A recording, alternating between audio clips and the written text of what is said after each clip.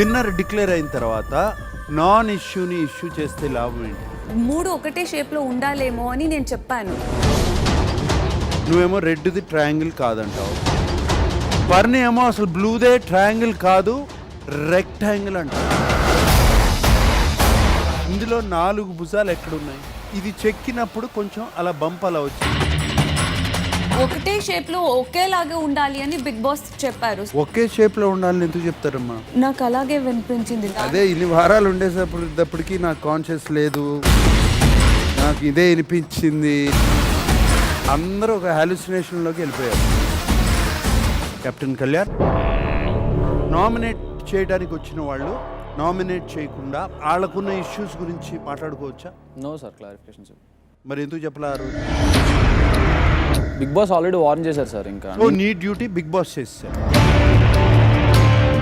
పవన్, తప్పులు వెతకటం మీద దృష్టి పెట్టావనిపిస్తుంది. ఈ ప్లాంక్ సరిగ్గా లేదు, ఆ ప్లాంక్ సరిగ్గా లేదు, ఈ ప్లాంక్లో మిస్టేక్ ఉంది. అంటే మొత్తం అన్నీ చెక్ చేయడానికి ట్రై చేశాను సార్, అవ్వలేదు. అది డిమాండ్ తెలుగులో ఒక సామెత ఉంది, ఆడలేక మధ్యలో ఓడు అన్నట్టు. Video please.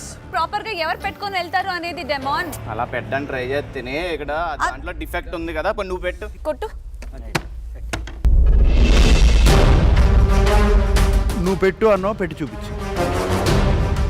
అలాగే టికెట్ టు ఫినాలే, గెలిస్తే అది కాన్ఫిడెన్స్ అయ్యేది, గెలవలేదు కాబట్టి over confidence statement. Bigg Boss 9 ఈ రోజు రాత్రి 9 గంటలకు.